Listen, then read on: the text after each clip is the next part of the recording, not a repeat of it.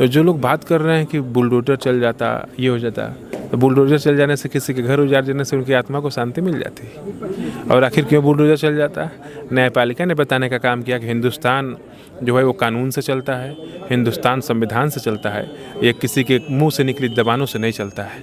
उत्तर प्रदेश के पूर्व मुख्यमंत्री लीडर ऑफ अपोजिशन आए और जब आकर बच्चियों से मिले, इन्होंने अपने दुखों को बताया, तो उन्होंने आला अफसरों से बात करके कहा कि कम से कम ऐसा ना हो कि मानवता और इंसानियत शर्मसार हो, बच्चियों के साथ दुख ना हो, जाति ना हो, जुर्म ना हो।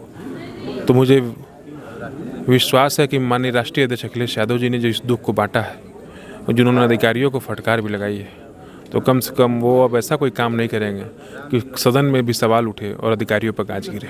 जिस तरीके से केवल एक पक्षी कार्रवाई हो रही थी, वो जिस तरीके से साजिश चल रही थी कि पीड़ित परिवार का घर गिरा दो, उसको परेशान करो, आज हाईकोर्ट ने अपना फैसला देकर ये बताने का काम किया है कि हिंदुस्तान में अभी भी लोकतंत्र जिंदा है और न्यायपालिका जिंदा है।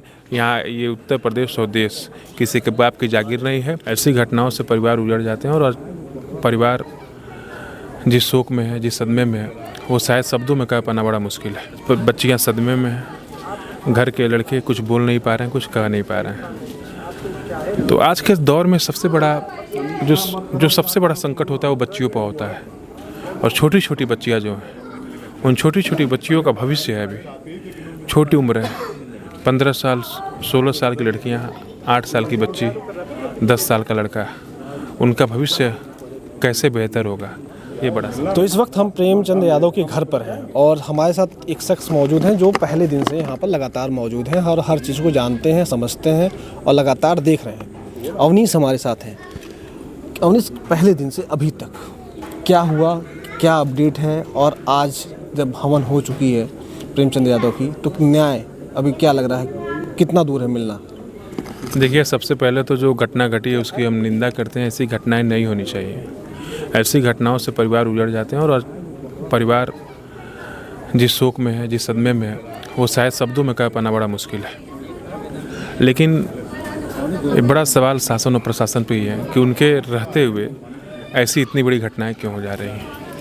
आज बच्चियां सदमे में हैं, घर के लड़के कुछ बोल नहीं पा रहे हैं, कुछ कह नहीं पा रहे हैं। तो आज के दौर में सबसे बड़ा जो सबसे बड़ा संकट होता है वो बच्चियों पर होता है। और छोटी छोटी बच्चियां जो हैं, उन छोटी छोटी बच्चियों का भविष्य है, अभी छोटी उम्र है, 15 साल 16 साल की लड़कियां, 8 साल की बच्ची, 10 साल का लड़का, उनका भविष्य कैसे बेहतर होगा, ये बड़ा संकट है। अच्छा, सरकार तो ये कह रही है कि न्याय हो रहा है, मतलब किसी के साथ जास्ती नहीं होगी, तो क्या अभी तक न्याय होता हुआ दिखाई दिया आप लोगों को? नहीं, न्याय होता तो इसमें कोर्ट और माननीय हाई कोर्ट इंटरफेयर नहीं करता है।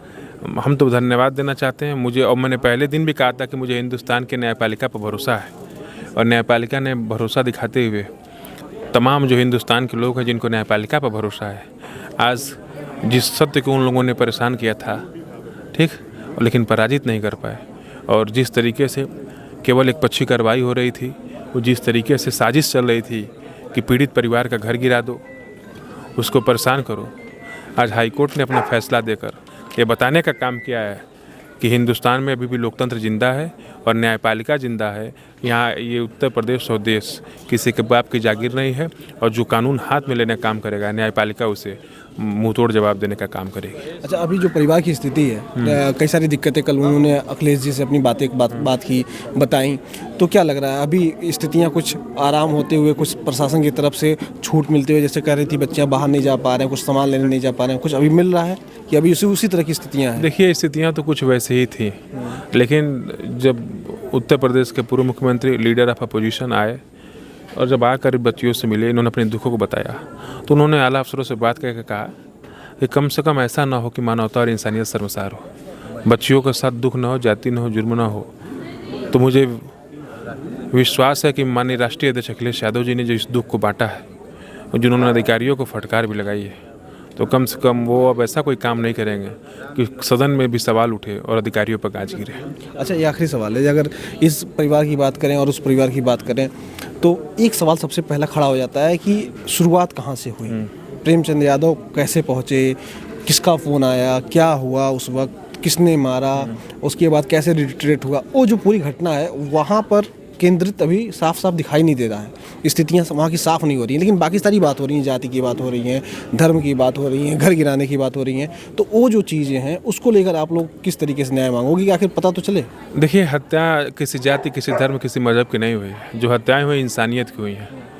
अगर इंसानियत है, मानवता हमारी नहीं रही, किसी भी व्यक्ति को गैर इरादतन हत्या करेंगे, उसको काट डालेंगे, पीट डालेंगे, एक जनप्रतिनिधि के साथ ऐसा करेंगे, तो क्रिया की प्रतिक्रिया यहाँ के डिस्ट्रिक्ट मजिस्ट्रेट ने भी कहा, यहाँ के कप्तान ने भी कहा, और उस दिन उत्तर प्रदेश के प्रमुख सचिव और जो भी आला अफसर आए सब ने यही कहा। तो ऐसे में न्याय मिलना चाहिए। जो लोग बात कर रहे हैं कि बुलडोजर चल जाता, ये हो जाता, तो बुलडोजर चल जाने से किसी के घर उजाड़ जाने से उनकी आत्मा को शांति मिल जाती। और आखिर क्यों बुलडोजर चल जाता? न्यायपालिका ने बताने का काम किया कि हिंदुस्तान जो है वो कानून से चलता है, हिंदुस्तान संविधान से चलता है, ये किसी के मुंह से निकली जबानों से नहीं चलता है। तो इसलिए हम न्यायपालिका को बहुत धन्यवाद देना चाहते हैं, और मुझे विश्वास है कि हिंदुस्तान के न्यायपालिका जिंदा दिखा, और उन्होंने जो फैसला लिया वो सबके सर्वसम्मत फैसला, सबके मन का फैसला है, जो सबके दिल में फैसला था वो लिया। और मैं सरकार से मांग करता हूँ कि सरकार न्याय करे, सरकार अन्याय नहीं करे, और दोनों परिवार के जो पीड़ित लोग हैं उनके साथ न्याय हो, और इस पर राजनीति ना हो। जो लोग राजनीति कर रहे हैं, जो लोग राजनीति कर रहे हैं इसमें आकर, उनको भी सोचना चाहिए। और मानवता, इंसानियत और हिंदुस्तान है जहाँ लोग प्रेम से रहते हैं, जहाँ सभी लोगों में प्रेम है, जातियों में प्रेम है, लोगों में प्रेम है, मजहब में प्रेम है, धर्म में प्रेम। यहाँ बांटने का काम नहीं करना चाहिए। उसमें भी ये देवरिया है, जहाँ देवरिया में लोग आपस में मिलजुल कर रहा करते हैं, तो इसमें बांटेंगे तो नुकसान सबका है।